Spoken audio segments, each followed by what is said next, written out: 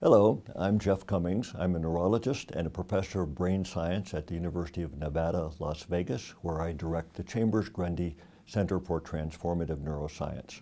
I've had a very long interest in clinical trials and drug development. We'll be talking today about UB311, which is one of the compounds that you're seeing on your visit today. As we look at the drug development landscape for Alzheimer's disease, we see that there are 172 trials and 143 agents. The way we develop this figure, the central circle is the phase 3 compounds, the middle circle phase 2, and the outer circle phase 1. The green slice of the pie at the top are all the biologics. So you can see that there are quite a few biologics in development, including both vaccines and monoclonal antibodies. And we're learning a lot from those monoclonal antibodies. There has been a lot of challenge to the amyloid hypothesis over time, and I want to reassure you that the amyloid hypothesis is alive and well.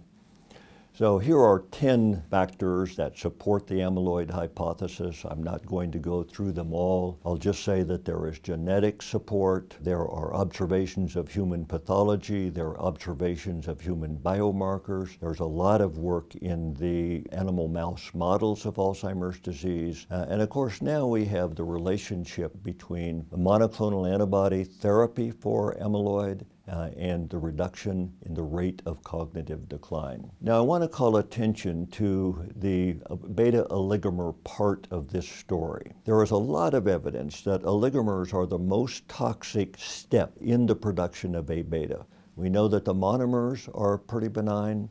We can see that plaque removal is associated with slowing of cognitive decline. But many of the antibodies, including lecanemab, aducanumab, gantenerumab, all address the soluble forms, the high molecular weight soluble forms of A-beta, as well as the A-beta plaque. UB311 is a vaccine that also addresses the soluble form of amyloid. So here's the current immunotherapy landscape. There are monoclonal antibodies and there are vaccines. So in terms of the monoclonal antibodies, of course, we have aducanumab, which has been approved, lecanemab, which has had a very positive trial, gantenerumab, which we will hear about before the end of November, and donanemab, which is making good progress. These are all passive antibodies that are directed at amyloid. There are also several vaccines that are directed at amyloid and are in development. UB311 is the lead vaccine in terms of where it is in the developmental stage. There's also ABVAC40, ACI24, ALZ101, and since yesterday, ALZN002. These are all vaccines that stimulate the adaptive immune system to generate antibodies directed at amyloid. So monoclonal antibodies then, I think, have provided proof of concept for the relationship of amyloid and slowing of cognitive decline. They make a lot of demands on families and healthcare systems. They're administered either every month or every other week in the case of lecanemab, or they are administered subcutaneously every other week in the case of gantenerumab. These are high demands for families, and of course they suggest that if we could develop a vaccine that was given less frequently and did not require intravenous or subcutaneous administration, that would be an advantage.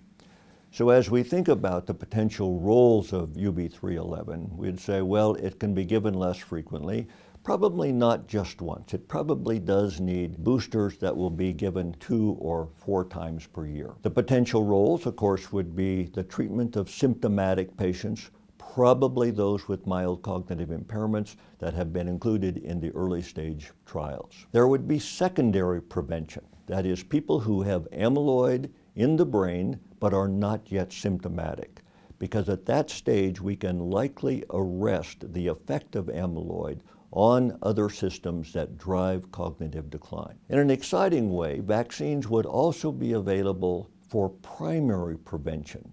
That is, individuals who do not yet have amyloid in the brain, and we could prevent it from accumulating. And of course, we know who's at risk for the accumulation of amyloid. We also think that ARIA may be less of a problem when the elevation of the antibody titers is more slow. This is why the monoclonals are often titrated. Not all of them are, but they're often titrated, and it looks like there's less ARIA with longer titration. So just to finish here, it's been so exciting to be in Alzheimer's disease drug development now, and I'll just call attention to some of the things that excite me. Amyloid has been confirmed as a target after a long, long battle. Immunotherapy has been supported. As a matter of fact, that's where we see most of the action in the pipeline right now. New tools are available, particularly biomarkers, so we can identify patients with amyloid PET or with tau PET or CSF studies.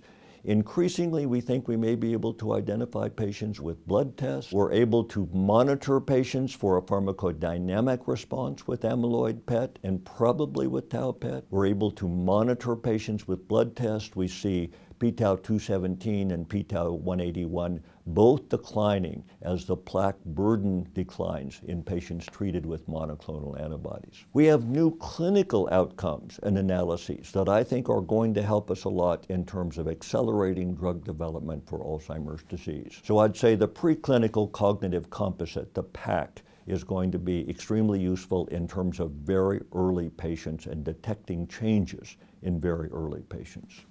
Bayesian analyses as used in the lecanemab study, very exciting, as is the global statistical test, which is allowing us to put several outcomes together. Also, we can create composites of several measures as we do in ADCOMS. And we have new tests emerging, like the Amsterdam Activities of Daily Living scale, that will help us understand the functional effects of treatment. For a vaccine, I would say the excitement here is that it's more feasible and more accessible to a larger population.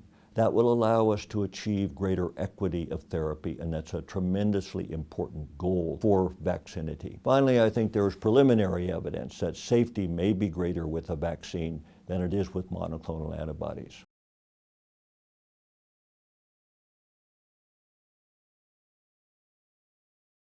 The biomarkers that are most likely to accelerate drug development are in the preclinical space, because of course there's no clinical outcome in those individuals. They're cognitively normal. So as we measure the biomarkers, I think it is likely that the FDA will eventually be comfortable approving a drug based on a change in biomarkers, assuming that those patients are then followed for a longer period of time to confirm the clinical benefit. So there's going to be a great role in preclinical studies of Alzheimer's disease.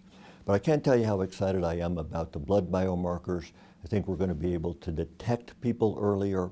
I think we're going to be able to understand the effect of our drug much better. I think the blood biomarkers also have an opportunity of accelerating the drug development pipeline.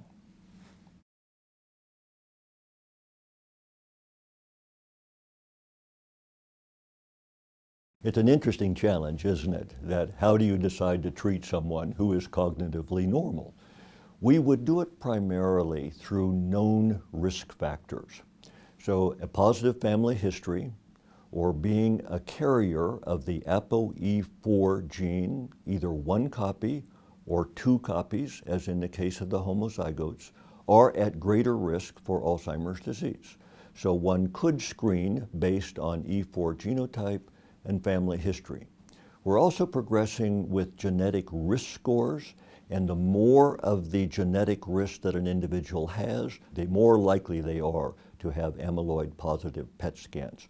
So I think we will be able to pull together a series of feasible tests that could then trigger a scan which would confirm whether the patient is a vaccine candidate.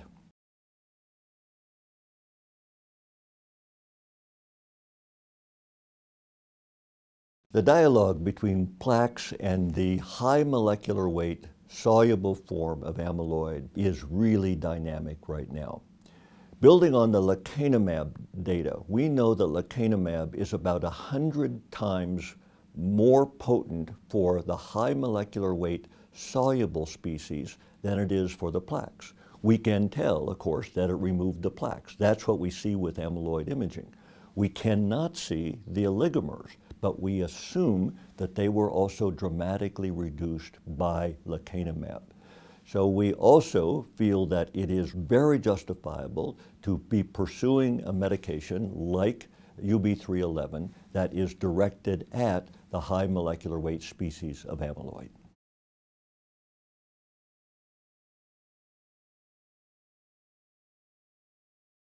I think it's premature to decide what isn't a target at this point. We're making great progress with immunotherapy, so I'm very excited about that. But of course, even the best outcomes that we've seen so far are a roughly 30% slowing in cognitive decline. That means 70% is being driven by some other pathology, and we need to find those other pathologies. So I think vaccines for tau, we know that there are antibodies directed at inflammatory components now. We know that, of course, there are many small molecules that are being interrogated. So I think we need to keep our mind open to non-amyloid targets. I'm really looking forward to interacting with you around your questions. Thank you very much.